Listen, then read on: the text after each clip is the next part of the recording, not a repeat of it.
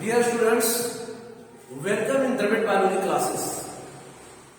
हम लोग इस क्लास के माध्यम से, इस वीडियो के माध्यम से पर परागण के बारे में जानेंगे। पर परागण अर्थात अंग्रेजी में उसे हम क्रॉस पॉलिनेशन कहते हैं। Cross pollination. इससे पिछले वाले वीडियो की अगर हम बात करते हैं तो उसमें स्वपरागण के बारे में हम लोग जाने थे कि स्वपरागण है क्या, स्वपरागण कहते किसको है, और साथ ही उस वीडियो में भी जानने की कोशिश किए थे कि स्वपरागण किन किन पौधों में होता है, और अगर होता है तो उसके पीछे रीजन क्या बनता है, कारण क्या बनता है। अर्थात कोई पौधा स्वपरागण क्यों करते हैं, क्या मजबूरियां होती है उनमें, क्या क्या खूबियां होती है कि वे स्वपरागण करते हैं, सेल्फ पॉलिनेशन करते हैं। खैर,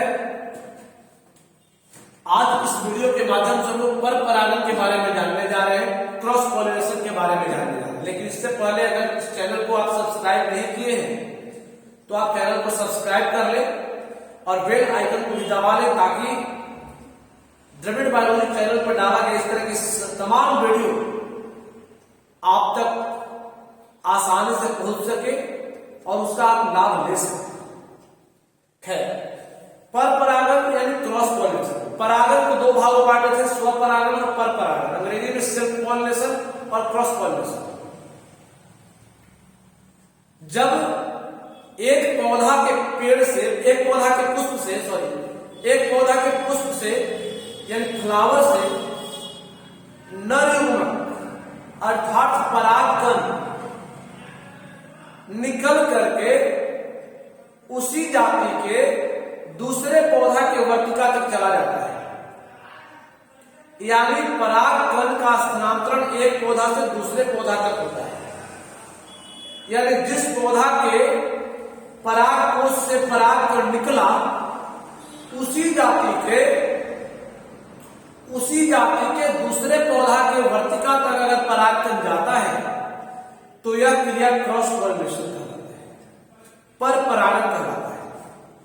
साफ शब्दों में ऊपर लिखा हुआ है, जिन्हें लिखने की जरूरत है लिख कर देखना चाहते हैं आप लिख करके वीडियो को रोक करके बीच में आप देख सकते हैं, एक बार नहीं 1000 बार देख सकते हैं, आपको साफ क्लियर हो जाएगा। क्या लिखा हुआ जरा गौर कीजिएगा। कहता है किसी भी पादप यानी पेड़ पौधे द्वारा संपन्न होने वाला परागण की वह विधि, यानी परागण की ही क्रिया है, स्वपरागण और दूसरा पर परागण।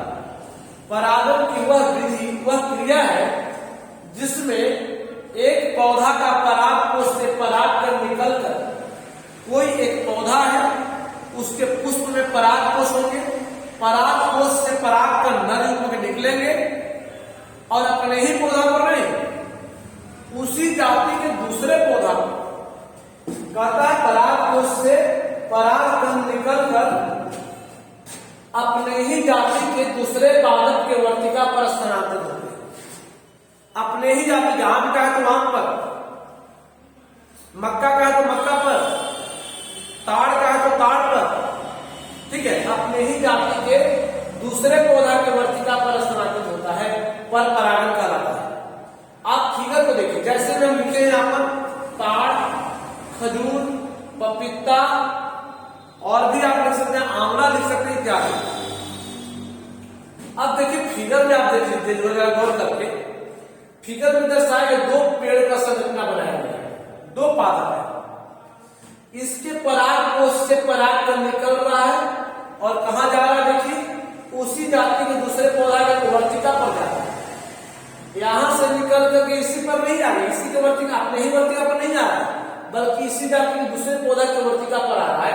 तब इस क्रिया को हम पर परागण कहेंगे। या इधर से परागकण निकलेंगे, इसके वर्तिका पर चला आएगा, किसी और पौधा के वर्तिका पर जाएगा, तब उसे हम पर परागण कहेंगे। कुल मिलाकर स्वपरागण एक ही पौधों के बीच में होता है, इसी का परागकण इसी पर चला जाता, स्वपरागण कहलाता। लेकिन पर परागण क्या होता है, एक ही जाति के दो पौधों के बीच संपन्न होता है, एक ही जाति के दो पौधों के बीच संपर्क होता है, ये पर परागण कहलाता है, क्रॉस पॉलिनेशन कहलाता है। अब जिस तरह से पिछला वीडियो में हम लोग देखे थे कि स्वपरागण का कुछ न कुछ कारण था, क्यों आखिरकार कोई पौधा स्वपरागण क्यों करते हैं, उसी तरह से आखिरकार कोई पौधा पर परागण क्यों करता है, क्या उसकी मजबूरियां होती है, क्या उसकी खूबियां होती है कि पर परागण करता है या पर परागण करने में सक्षम होता है, इस बात को जानते हैं। तो पहला है एक लिंगता। एक लिंगता को अंग्रेजी में यूनिसेक्सुअलिटी कहा जाता है। यूनिसेक्सुअलिटी कहने का अभिप्राय क्या है, यानी कुछ पादप ऐसे होते हैं, कुछ पेड़ पौधे ऐसे होते हैं जो एक लिंगी होते हैं। एक लिंगी यानी या तो नर होगा या सिर्फ मादा होगा, यानी उनके पुष्प पर दोनों लैंगिक अंग नहीं होते, दोनों लैंगिक अंग नहीं होते, यानी उनके पुष्प या तो खाली पुंकेसर रहेगा या सिर्फ स्त्री केसर रहेगा, दोनों लैंगिक नहीं रहते। अब बताइए, अगर किसी पौधा पर जो भी फूल खिल रहा है उसमें सिर्फ स्त्री केसर है, कार्पेल है, मादा लैंगिक अंग है, मादा लैंगिक अंग है और पुंकेसर नहीं है, तो इसको परागकण चाहिए, तो अपना भी तो है नहीं अपने पौधा पर, जब भी मंग आएगा तो दूसरे जगह से मंग आ रहा है। और अगर कोई पौधा पर सिर्फ पुंकेसर है, स्त्री केसर नहीं है, यानी कार्पेल नहीं है, नर लैंगिक अंग है, मादा लैंगिक अंग नहीं है, तो ये अपने परागकण को जब भी भेजेगा तो कहीं दूसरे जगह ही भेज सकता है, क्योंकि इसके पास में स्त्री केसर है ही नहीं, ये तो है ही नहीं। तो पेड़ पौधा का एक लिंगी होना, पेड़ पौधा का एक लिंगी होना भी पर परागण को बढ़ावा देता है, पर परागण को करने में सहायता देता है। अब एक लिंगी पादप कौन हो सकते हैं, जैसे कि ताड़ को ले लीजिए, बाली जिसको हम लोग बोलते हैं बलुई, बाली लगने वाले जो ताड़ होते हैं वो नर होता है, और जिसमें फल लटकता है फेदा खाने वाला वो मादा पौधा होता है ताड़ का। आगे बढ़ते, दूसरा कारण है विषम परिपक्वता। विषम परिपक्वता क्या है, कुछ पौधा में ऐसा होता है कि नर लैंगिक अंग और मादा लैंगिक अंग यानी पुंकेसर और स्त्रीकेसर दोनों रहेंगे, दोनों होते हैं, लेकिन उनको परिपक्व होने की जो समय है ना अलग अलग है। मान लिया कोई पौधा है जिसमें मादा लैंगिक अंग और नर लैंगिक अंग दोनों है, ये मादा लैंगिक स्त्री केसर हुआ और नर लैंगिक पुंकेसर हुआ। अब देखिए, लेकिन दोनों को सियान होने का जो समय है, प्रजनन करने लायक होने का जो समय है, वो अलग अलग समय परिपक्व होते हैं, अलग अलग समय। अब देखिए, स्त्री केसर जो है, स्त्री केसर जो है उस सियान हो चुका है, प्रजनन करने लायक हो गया है, इसको परागकण चाहिए। इसके पौधा में पुंकेसर है भी, परागकण है भी, लेकिन इसका जो पुंकेसर है अभी छोटा है, प्रजनन करने लायक अभी नहीं, तो ये पौधा मजबूरन अपने पास परागकण होने के बावजूद इसको दूसरे जगह से पराग कराएंगे। तो और जब ये सियान होगा, परिपक्व होगा, तब तक इसको परागकण की आवश्यकता नहीं है, ये समाप्त हो गया। तब इसके पास परागकण है, लेकिन इसके पास जो मादा लैंगिक अंग होता है वो नहीं है, उसको चाहिए नहीं है परागकण। तब क्या होगा, ये अपने परागकण को दूसरे जगह भेजेंगे। तो इस तरह से नर तथा मादा लैंगिक अंग को अलग अलग समय पर परिपक्व होना भी पर परागण को बढ़ावा देता है। और तीसरा है स्व अयोग्यता। अयोग्यता हम बोलोगे, योग्यता नहीं, अयोग्यता यानी कमी। कुछ पौधा में क्या होता है कि पुंकेसर और स्त्रीकेसर दोनों होते हैं, दोनों है, पुंकेसर भी है और स्त्रीकेसर भी है। लेकिन स्व अयोग्यता हम बोल रहे हैं, इसका मतलब इसका गुण है कि अगर इसका पराग यहां चल भी आए ना,